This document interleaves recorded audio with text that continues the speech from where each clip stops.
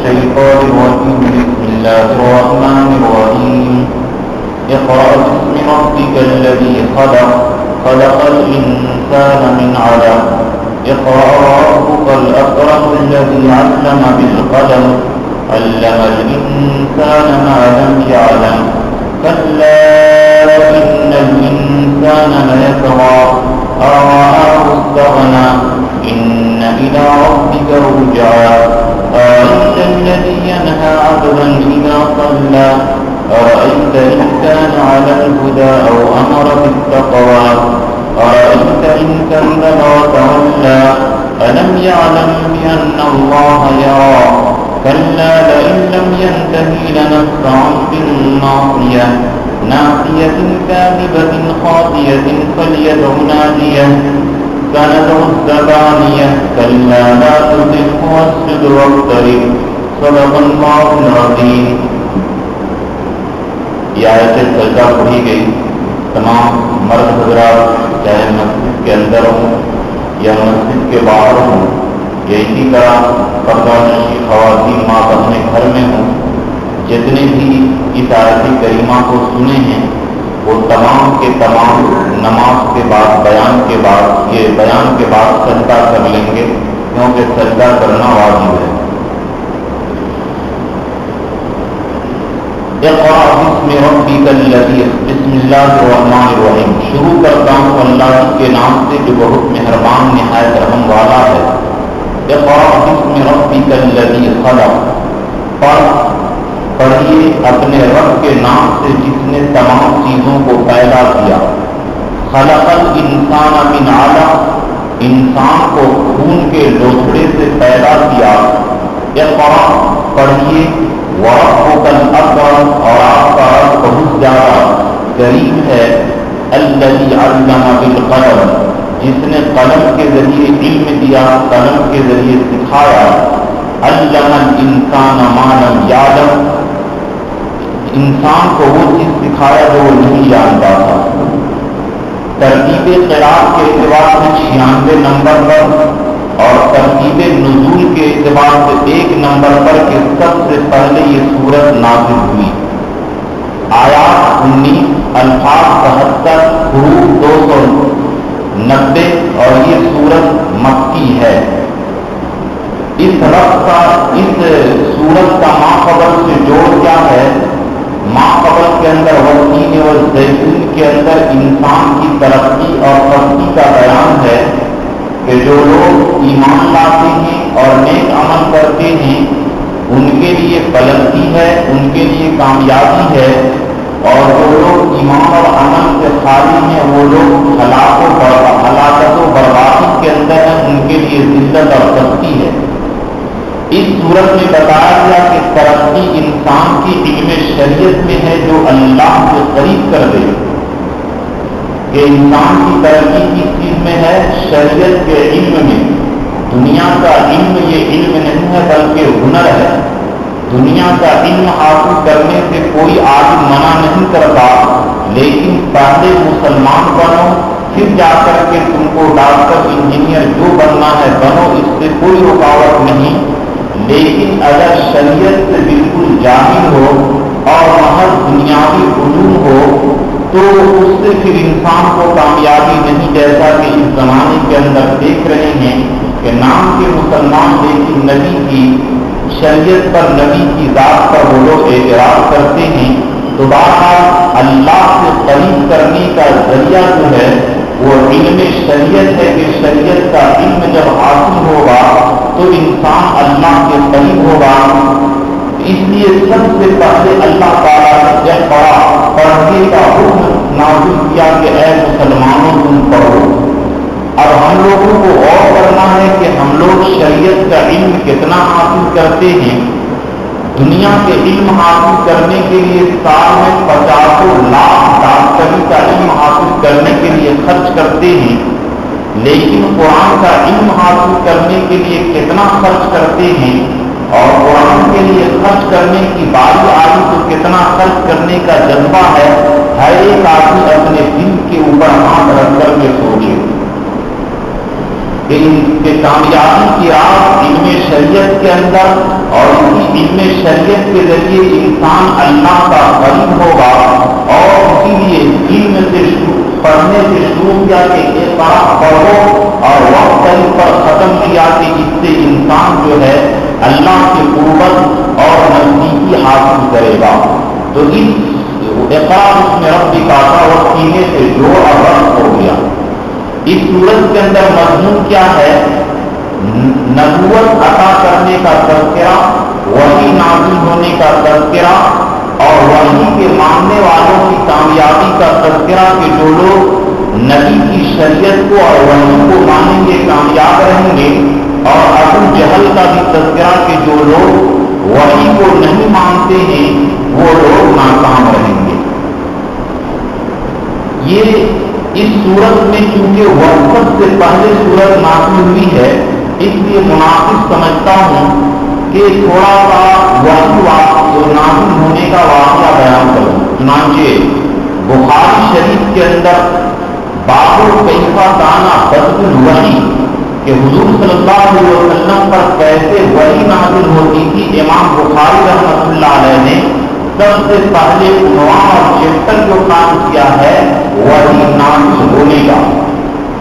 اس کی وجہ علماء اور محدثین یہ بیان فرماتے ہیں کہ جب تک کہ آدمی کو وحی پر یقین نہیں ہوگا، وحی پر ایمان نہیں لائے گا، اس وقت تک اس کا ایمان ہی معتبر نہیں ہوگا. اس لیے سب سے پہلے امام بخاری نے وحی کا تذکرہ کیا اور وحی کے نازل ہونے کی بڑی حدیث انہوں نے ذکر کی ہے جس میں حضور صلی اللہ علیہ وسلم پر وحی نازل ہونے کا مفصل واقعہ موجود ہے. حضور صلی اللہ علیہ وسلم کی جب عمر 40 سال 6 مہینہ ہو گئی تو حضور کو بڑی بے چینی رہا کرتی تھی کہ میری قوم جو بت پرستی کے اندر مبتلا ہے یہ ہدایت پر کیسے آئے گی. تو وحی نازل ہونے سے 6 مہینہ پہلے خواب کی شکل میں وحی نازل ہوتی تھی. اس کی وجہ کیا بیان کرتے ہیں کہ یہ اسی لیے کہا گیا کہ خواب نبوت کا 46واں حصہ ہے. خواب نبوت کا 46واں حصہ ہے. اس کی وجہ ہمارے استاد محترم جب حدیث کو پڑھا رہے تھے تو انہوں نے وجہ بیان کی. معاقل صاحب رام پرداس جو ابھی شیخ الحدیث ہیں مدائن سہارنپور دار جدید کے، انہوں نے فرمایا کہ دیکھو حضور صلی اللہ علیہ وسلم کی نبوت 23 سال رہی اور 23 کا آدھا جو 23 کا دگنا کتنا ہوگا 46، اور 6 مہینہ پہلے خواب کی شکل میں ہوتی تھی تو 23 کا جو ہوتا ہے آدھا ہو جائے گا وہ 46واں حصہ ہو جائے گا 6 مہینے کی شکل میں دگنا کر کے. تو اس لیے خواب کو نبوت کا 46واں حصہ کہا گیا ہے کہ 46واں حصہ ہے. تو خواب وحی نازل ہونے سے پہلے جو حضور صلی اللہ علیہ وسلم خواب دیکھتے تھے وہ بعین ہی صبح ہو کر کے نظر آتا تھا. تو جب حضور صلی اللہ علیہ وسلم کی عبادت کی طرف توجہ بڑھی اور غار حرا میں جبل نور کے پاس جو حج کرنے گئے ہیں وہ مکہ کے تقریباً 5-6 کلومیٹر دور پر جبل نور کے قریب جو ہے یہ جبل نور میں ایک غار ہے جس کا نام حرا ہے، وہیں جا کر عبادت کرتے تھے. کئی دن کا کھانا لے جا کر کے وہیں قیام کیا کرتے تھے. رمضان شریف کے اندر عبادت کر رہے تھے کہ حضرت جبرائیل اپنی اصلی شکل میں آئے اور فرمائے اقرا پڑھ دیے. تو اللہ کے نبی فرمائے ماں انا بقارئ کہ میں تو پڑھا ہوا نہیں ہوں، میں لکھنا پڑھنا نہیں سیکھا ہوں. پھر حضرت جبرائیل فرمائے اقرا پڑھ لیے. تو اللہ کے نبی فرمائے ماں انا بقارئ کہ میں پڑھا ہوا نہیں ہوں. تیسری مرتبہ فرمائے اقرا پڑھ لیے. تو اللہ کے نبی وہی جواب دیے. تو اللہ کے نبی فرماتے تیسری مرتبہ میں فغمضنی مجھے زور سے دبا دیے، فبلغنی جہد یہاں تک کہ اتنا زور سے دبائے کہ مجھ کو تکلیف ہوئی. پھر فرمائے اقرا بسم ربک الذی خلق. یہ 5 آیت جو ابھی میں نے پڑھی یہ سب سے پہلے وحی نازل ہوئی. تو اللہ کے نبی فرماتے تیسری مرتبہ میں فغمضنی مجھے زور سے دبائے کہ مجھ کو تکلیف ہوئی. پھر فرمائے اقرا بسم ربک الذی خلق. یہ 5 آیت جو ابھی میں نے پڑھی یہ سب سے پہلے وحی نازل ہوئی. ہوگی تو دیکھیے حضرت حضور صلی اللہ علیہ وسلم فرمائے کہ پتہ نہیں کیا پڑھنے کہہ رہے ہیں، اس لیے اور اس میں یہ اصل بات ہے کہ حضور صلی اللہ علیہ وسلم لکھنا پڑھنا نہیں سیکھے، کیونکہ جس طرح اللہ وسائل کے ذریعے پڑھنا لکھنا سکھا سکتے ہیں، اسی طرح غیر وسائل کے اللہ تعالیٰ علم دے سکتے ہیں۔ چنانچہ حضور کے علم کے سامنے تمام مخلوقات کا علم ایسا ہے جیسے کہ سمندر کے سامنے خطرہ۔ جب وحی نازل ہوئی تو حضرت اللہ کے رسول کو وحی کی بوجھ کی وجہ سے گھبراہٹ ہوئی کہ وحی کی بوجھ بہت زبردست بوجھ تھی، سب سے زیادہ زبردست بوجھ وحی کی تھی، تو اللہ کے نبی صلی اللہ علیہ وسلم کا دل گھبرایا اور حضرت خدیجہ رضی اللہ تعالیٰ عنہ کے پاس جا کر فرمایا زملونی، مجھے چادر اڑاؤ، کمبل اڑاؤ، اور حضرت خدیجہ اپنے چچا باپ بھائی ورقہ ابن نوفل کے پاس لے گئے اور فرمایا دیکھیے آپ کے بھتیجے کے ساتھ کیا ہوا، تو حضور صلی اللہ علیہ وسلم پورا واقعہ بیان کیے تو ورقہ ابن نوفل نے کہا یہ وہی ناموس ہے جو حضرت موسیٰ علیہ السلام پر وحی لے کر آتے تھے، آپ قوم کے نبی اور آخری نبی ہیں، کاش کہ میں اس وقت زندہ ہوتا جس وقت مکہ کے لوگ آپ کو مکہ سے نکال دیں گے۔ تو اللہ نے فرمایا کیا لوگ اس کو مکہ سے نکال دیں گے؟ فرمایا کہ ہاں، مکہ سے لوگ آپ کو نکالیں گے۔ ہر نبی کے ساتھ ایسا ہی ہوتا ہے کہ قوم ان کے ساتھ دشمنی کرتی ہے اور ان کو تکلیف پہنچاتی ہے، کاش کہ میں اس وقت زندہ رہتا تو میں آپ کی مدد کرتا، لیکن حضور صلی اللہ علیہ وسلم کی ہجرت سے پہلے ہی ورقہ ابن نوفل کا انتقال ہو گیا تھا۔ یہ وحی نازل ہونے کی میں نے چند ابتدائی باتیں بیان کر دی، اب اس کو غور سے دیکھیے۔ اقرأ پڑھیے، دیکھیے امت کو پڑھنے کی تعلیم ہے، چنانچہ اس امت نے جتنی پڑھی ہے کائنات میں آج تک کوئی بھی امت اتنی نہیں پڑھی ہے جو امت محمدیہ نے پڑھی ہے، کہ 5-5 لاکھ احادیث اس امت کو زبانی یاد تھی، اور ابھی بھی بعض محدثین ایسے گزرے ہیں کہ جن کو 1 لاکھ احادیث یاد تھی، ابھی بھی پاکستان کے اندر مولانا عبداللہ درخاستی کے بارے میں کہ 1 لاکھ احادیث یاد تھی، اور حافظ ابن حجر الاسقلانی جن کو کم سے کم سند کے ساتھ 1 لاکھ احادیث یاد ہو، اس امت نے پڑھنے کا حق ادا کر دیا۔ امام ابو یوسف رحمۃ اللہ علیہ جن کو لوگ گالی دیتے ہیں اور جن کو کہتے ہیں کہ انہوں نے حدیث کے خلاف فقہ کر دی، عید کی نماز پڑھنے گھر نہیں جاتے تھے، بیٹا کا انتقال ہو گیا، علم حاصل کرنے میں دقت نہ ہو، بیٹے کی جنازے کا انتظام دوسرے لوگ کیے لیکن علم کے اندر وہ سمجھوتا نہیں کیے، اس امت نے پڑھ کر کے وہ کمال حاصل کیا ہے جو آج تک کسی نے نہیں کیا۔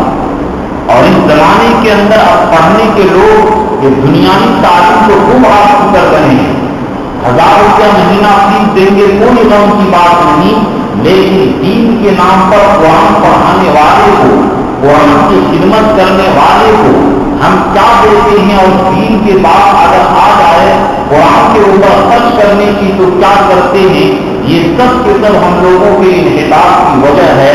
دوبارہ اللہ کے نبی کو سب سے پہلے حکم دیا گیا اقرأ پڑھیے، اس امت کو تاکید ہے کہ دین کا علم پڑھو، دنیاوی ڈاکٹر انجینئر پروفیسر بننے سے کوئی منع نہیں کرتا، کوئی بھی عالم نہیں کرتا کہ سب مولوی حافظ مفتی بنو، پھر دنیا کا کاروبار کیسے چلے گا، سب مولانا ہی مفتی بن جائیں گے، تو لیکن جس سے نماز صحیح ہو سکے، نکاح کے مسائل، تجارت کے مسائل، روزے کے مسائل، ابھی بھی ہر سال نوجوان لوگ آتے ہیں کہ دین میں ہم لوگ بیوی سے صحبت کر لیے، اتنا بھی لوگوں کو علم ہے، اس سال لوگ مسئلہ پوچھنے آئے، ہر سال لوگ یہ مسئلہ پوچھتے ہیں، تو لوگوں کی تمیزی میں اقرأ پڑھنے کا حکم اللہ تعالیٰ نے دیا، سب سے پہلے اقرأ پڑھو، اس کے بغیر امت کی ترقی نہیں ہے، امت کی ترقی اقرأ پڑھنے کے اندر ہے، یہ سب سے پہلے وحی کا حکم اللہ تعالیٰ نے نام دیا۔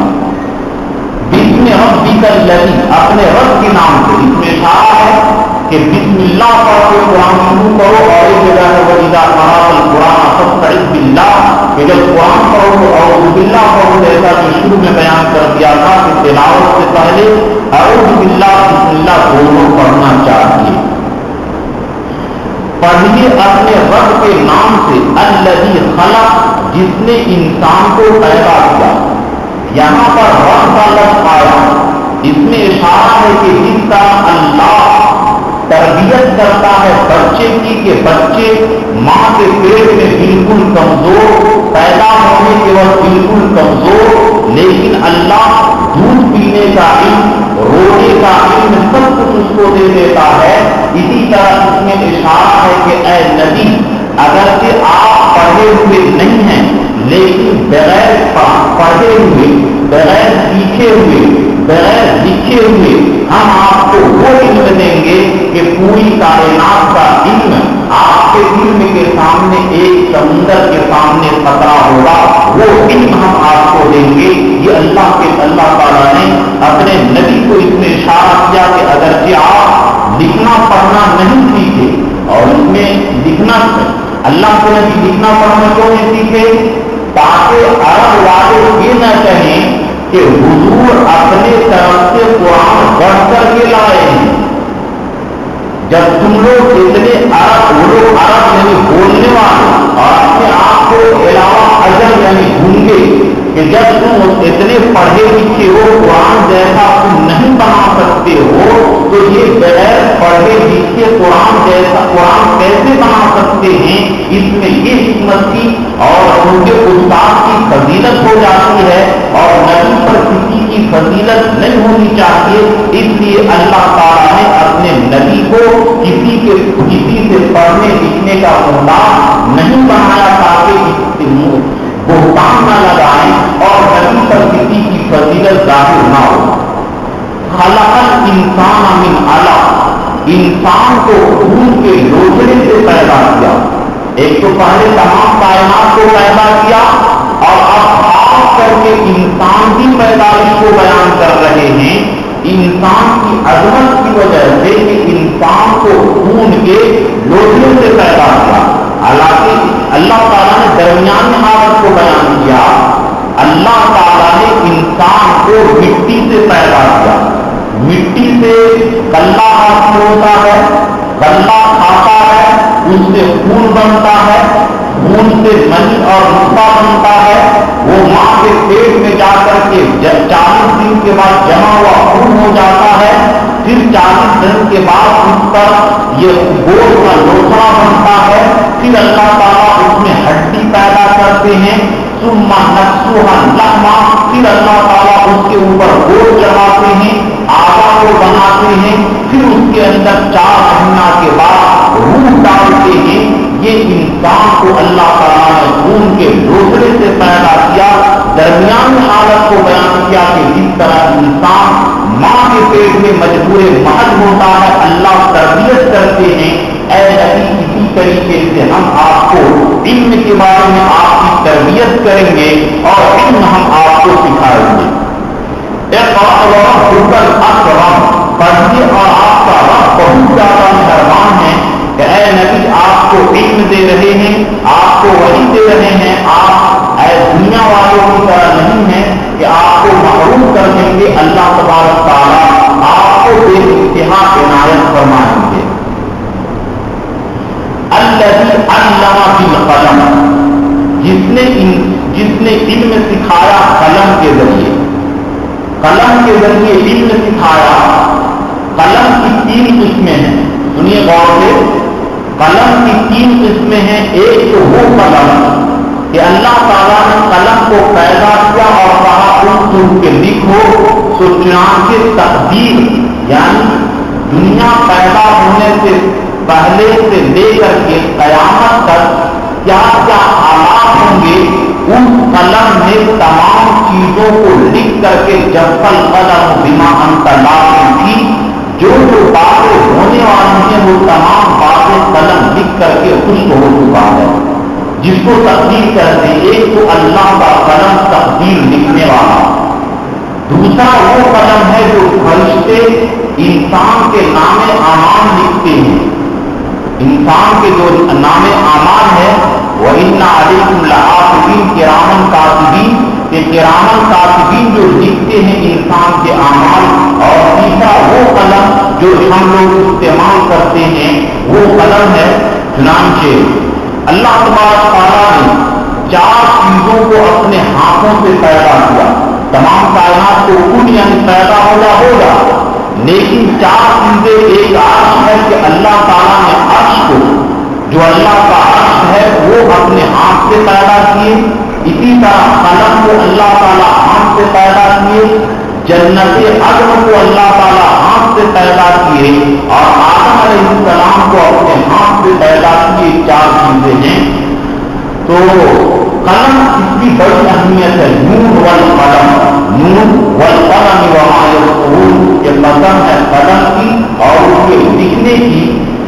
حضرت مفتی شفیع صاحب رحمۃ اللہ علیہ معصوم قرآن میں بڑی یہاں پر دل سوزی کے ساتھ لکھتے ہیں کہ اللہ تعالیٰ نے مسلمانوں کے لیے قلم یہ اتارا اور قلم کے ذریعے علم دیا. لیکن افسوس ہے کہ اب علماء بھی قلم کو استعمال نہیں کرتے. چند ہی علماء آگے جو لکھنے پڑھنے کا ذوق اور شوق رکھتے ہیں. لکھنے پڑھنے کا شوق اور ذوق رکھنا چاہیے، قلم استعمال کرنا چاہیے. اسی قلم کے ذریعے حدیثیں ہم تک پہنچی ہیں، تفاسیر ہم تک پہنچی ہیں اور جتنے بھی فقہ کا علم ہے اسی قلم کے ذریعے پہنچا ہے. تو جس طرح کتاب کی ادب کرتے ہیں قلم کو پھینکنا، جس طرح کتاب کو پھینکتے نہیں ہیں، کتاب میں پیر نہیں لگاتے ہیں، کتاب کو لے کر بیت الخلا نہیں جاتے ہیں، اسی طرح قلم کو پیر لگانا، اس کو پھینکنا، بیت الخلا میں لے کر کے جانا، یہ چیزیں ایسی ہے اس کا بھی اہتمام رکھنا چاہیے. اور لیپ ٹاپ کی جگہ بچوں کو قلم کے ذریعے بھی لکھنا پڑھنا سکھانا چاہیے. کہ علامہ بالقلم، جس نے قلم کے ذریعے علم دیا. قلم کا استعمال بہت ہی اہم ہے، اسی کے ذریعے علم ہم لوگوں تک پہنچا ہے. علم الانسان ما لم یعلم، انسان کو وہ چیزیں سکھایا جس کو وہ نہیں جانتا، کہ جس کو وہ نہیں جانتا. پہلے گاؤں میں جو 1 کلومیٹر آبادی پر بستی پھیلی رہتی ہے، اللہ تعالیٰ نے ضرورت کی وجہ سے علم دیا تو 2000 اسکوائر فیٹ کے اندر 1 کلومیٹر کی بستی کو شہر کے اندر لوگ آباد کر دیے. یہ اللہ تعالیٰ نے علم دیا. اور جتنی بھی چیزیں سکھا رہے ہیں وہ قیامت تک کے لیے جتنے بھی چیزیں آئیں گی ان تمام چیزوں کو سکھانے کا وعدہ اللہ تعالیٰ نے کیا ہے. یہ اللہ تعالیٰ سکھاتے ہیں. انسان کا اس میں کوئی اپنا کمال نہیں ہے، اس لیے گھمنڈ اور غرور کرنے کی ضرورت نہیں. کلا ان الانسان لیطغی، خبردار انسان سرکشی کرتا ہے، حد سے تجاوز کرتا ہے. اب اس لیے کہ وہ اپنے آپ کو مستغنی سمجھتا ہے. یہاں تک وحی کا بیان تھا کہ وحی کے ماننے والے کامیاب ہیں. اب یہاں سے ان لوگوں کا تذکرہ ہے جو وحی کو نہیں مانتے، وحی کو انکار کرتے ہیں، ان لوگوں کی ناکامی کا تذکرہ ہے. اگرچہ یہ آیت ابو جہل کے بارے میں نازل ہوئی ہے، لیکن جتنے بھی لوگ وحی کا انکار کریں گے سارے کے سارے لوگ ابو جہل کے ساتھ ناکامی میں لوگ شامل ہوں گے. کہ انسان سرکشی کرتا ہے اس لیے کہ اپنے آپ کو مستغنی سمجھتا ہے. اس میں انسان کی ایک بیماری بیان کی گئی کہ جو انسان کل تک مجبور تھا، روزی کے علاوہ کچھ نہیں جانتا تھا، آج انسان کا پیشاب بند ہو جائے تو پریشان ہو جائے گا.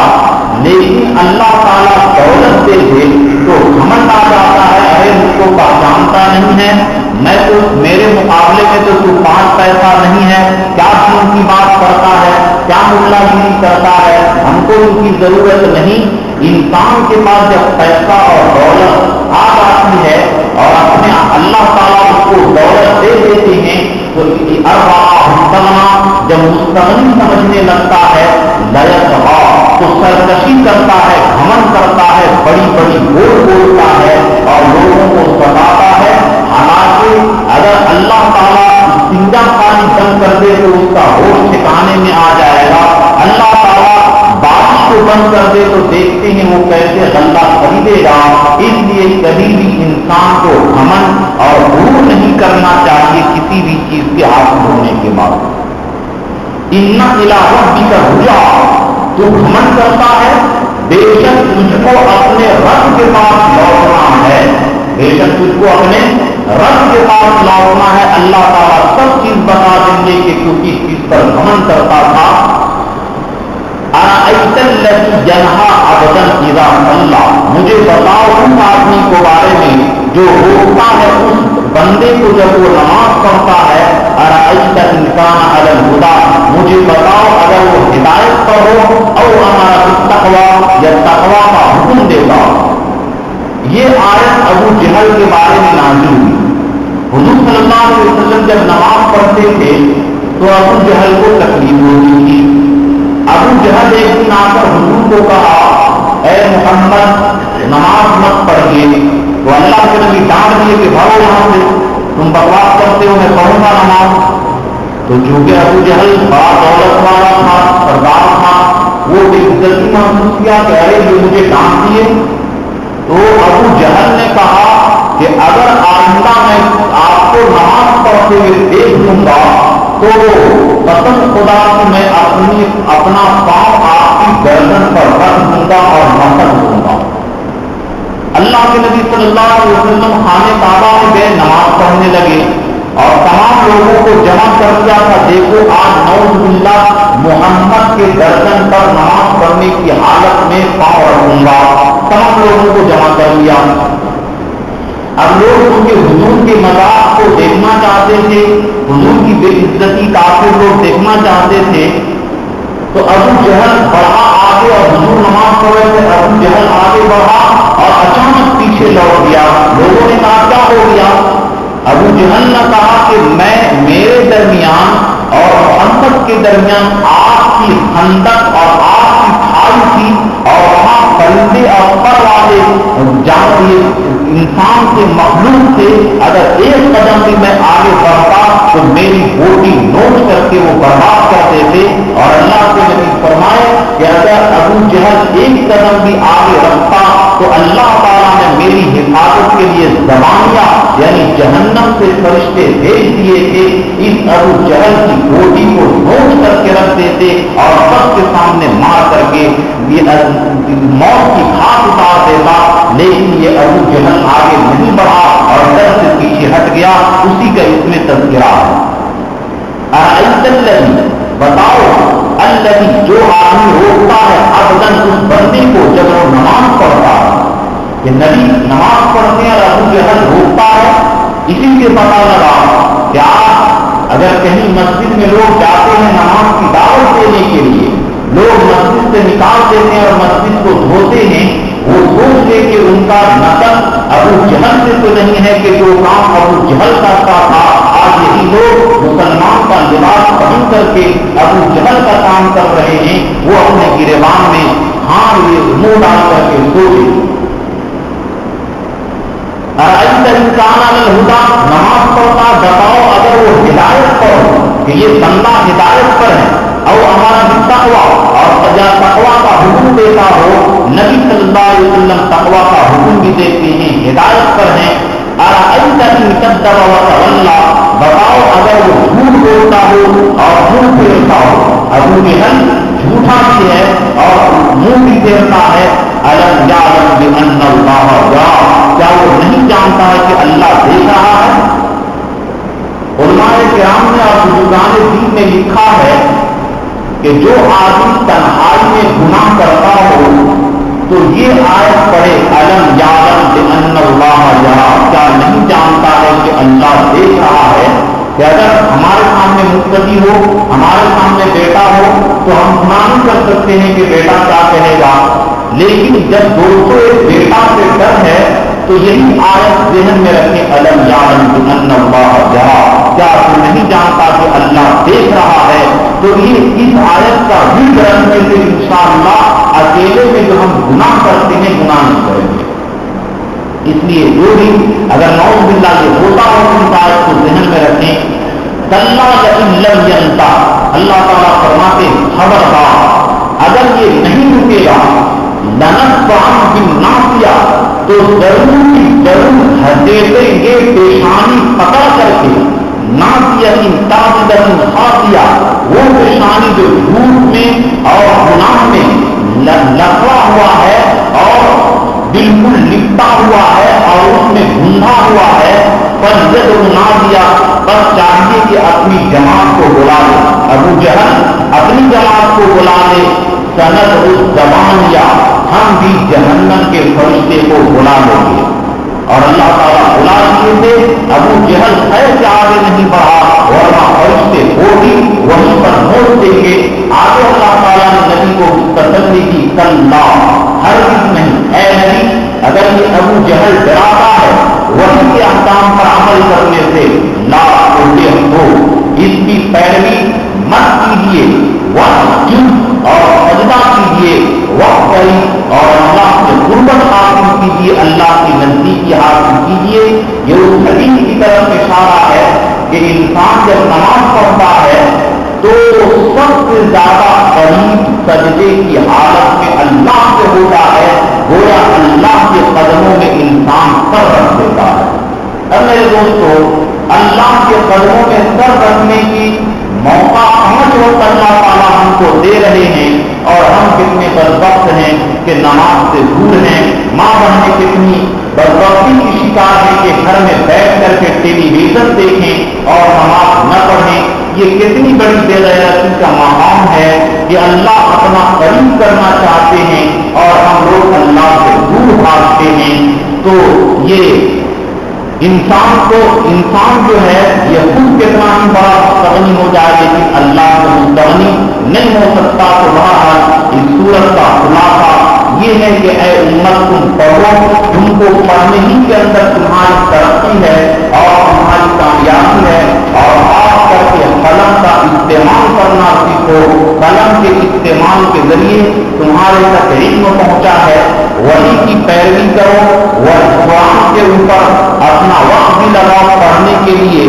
قرآن کے پیچھے پیسہ بھی لگاؤ. اس کے اوپر خرچ کرو. اور جو لوگ قرآن کے خلاف بغاوت کرتے ہیں ان کی پیروی نہ کرو. اور جو لوگ قرآن کے خلاف بغاوت کرتے ہیں جس طرح نبی کے زمانے میں وہ لوگ ناکام رہے اسی طرح نبی کے زمانہ کے بعد بھی وہ لوگ ناکام رہیں گے. اور اے مسلمانوں تم وحی کی مخالفت کرنے والوں سے ڈرو نہ بلکہ سجدہ کرو اور اللہ کے قرب حاصل کرو. اسی سے تمہاری مدد ہوگی اور اسی کے ذریعے اللہ تعالیٰ تم پر اپنی رحمت نچھاور کریں گے. یہ اس سورت کا پیغام اور اس سورت کا خلاصہ ہے. اللہ ہم سبوں کو وحی کے پیغام پر عمل کرنے کی توفیق عطا فرمائے اور اللہ کے وحی کو پھیلانے کی بھی توفیق عطا فرمائے. کیونکہ اللہ تعالیٰ نے دوسری جگہ فرمایا یا ایھا الرسول بلغ ما انزل الیک، اے رسول جو بھی آپ کا قرآن نازل ہو رہا ہے اس کو پھیلائیے. وَإِن لَّمْ تَفْعَلْ فَمَا بَلَّغْتَ رِسَالَتَهُ، اور اگر آپ ایسا نہیں کریں گے تو گویا اللہ کے وحی کو آپ نہیں پھیلائیں. اس کے لیے جس طرح کی جو قربانی دینے کی ضرورت ہو اللہ ہم سبوں کو اس کے لیے قبول فرمائے. آمین. وآخر دعوانا